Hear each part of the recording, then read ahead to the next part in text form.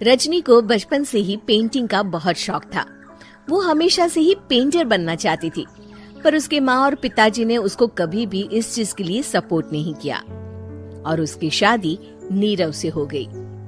नीरव रजनी को बहुत प्यार करता था, पर रजनी हमेशा चुपचाप ही रहती। वो इस शादी से खुश नहीं थी। वो ये शादी नहीं करना चाहती थी। उसे तो हमेशा से पेंटर जो बनना था। अपने इस सपने को वो नहीं पूरा कर पाई, इसलिए वो हमेशा उदास रहती थी। रजनी, बहुत ही बढ़िया फिल्म लगी है, कल देखने चले? नहीं जी, कल मुझे बहुत काम है, मैं नहीं जा पाऊंगी।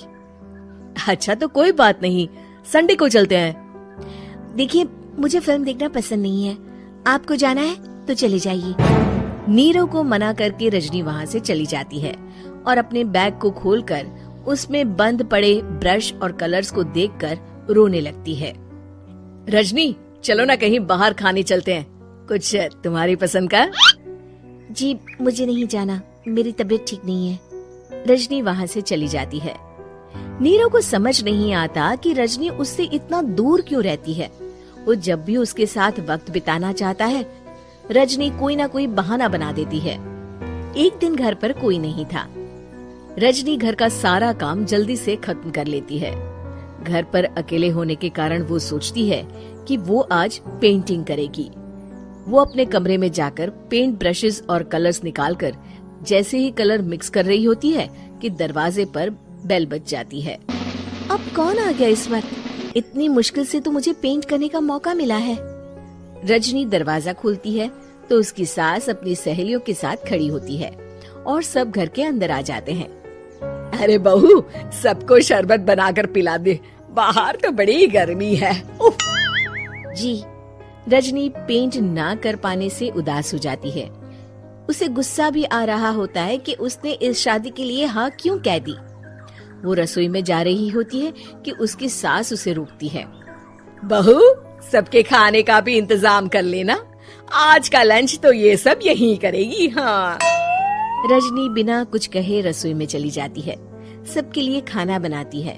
सब खाना खाते हैं और रजनी घड़ी देखती है कि ये सब कब जाएंगे ताकि वो अपनी पेंटिंग कर सके।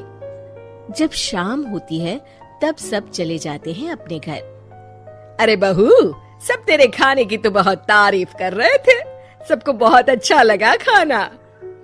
आपको मुझे सुबह बताना चाहिए था ना कि आपकी सहेलियां आ रही हैं। पता भी है कितना वक्त लगा सारा खाना बनाने में। अरे बहू, तू ऐसे कैसे बात कर रही है मुझसे? तो और कैसे बात करूं? मैं इस घर की कोई नौकरानी नहीं हूँ कि इतना काम करूंगी। रजनी अपने कमरे में जाकर दरवाजा बंद कर लेती है। शाम को जब नीरव आता है तो उसकी माँ उसे पूरी घटना के बारे में बताती है। क्या रजनी ने आपसे इस तरह बात की माँ?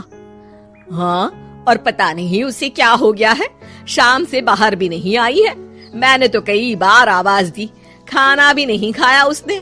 तू ही बात करके देख ले बेटा। नीरव अपने कमरे का दरवाजा खटखटाता है। रजनी, दरवाजा खोलो, मैं हूँ। रजनी दरवाजा खोलती है और फिर वापस जाकर अपने बिस्तर पर लेट जाती है। रजनी, माँ से बात करने का ये क्या तरीका है? मैंने कोई गलत बात नहीं की है। अरे तुम क्यों ऐसे बर्ताव कर रही हो सबके साथ? क्या तुम इस शादी से खुश नहीं हो? रजनी कुछ नहीं बोलती। अरे बताओ मुझे रजनी, क्या ये शादी तुम्हारी मर्जी के खिलाफ हुई है? हाँ, मैं ये शादी कभी नहीं करना चाहती थी। तुमसे क्या, मैं किसी से भी शादी नहीं करना चाहती थी। रजनी रोने लगती है। चुप हो जाओ रजनी, बताओ मुझे, तुम क्यों नहीं करना चाहती थी शादी? रजनी बेड के नीचे से अपने पेंटिंग्स, कलर्स, ब्रश, पेपर्स निकालती है। इतने में उसकी सास भी कमरे में आ जाती है। ये देख रहे हो, ये थे मेरे सपने। मैं पेंटर बनना चाहती थी, पर माँ पापा ने कभी सपोर्ट नहीं किया और मेरी शादी करवा दी। मेरे सारे सपने टूट गए। हर वक्त बस गुस्सा आता रहता है मुझे। मैं जानती हूँ कि आप लोगों की इसमें कोई गलती नहीं है, पर मैं क्या करूँ, मुझे समझ में नहीं आता।